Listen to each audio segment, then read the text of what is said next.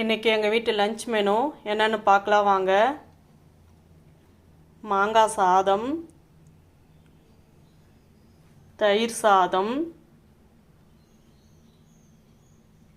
சேப்பங்கிழங்கு பொரியல்.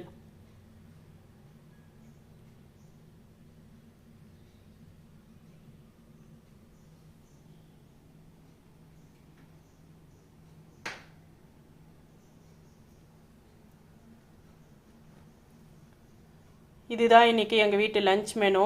இந்த லஞ்ச் மெனு பிடிச்சிருந்தா லைக் பண்ணுங்கள், ஷேர் பண்ணுங்கள், சப்ஸ்கிரைப் பண்ணுங்கள். தேங்க்யூ.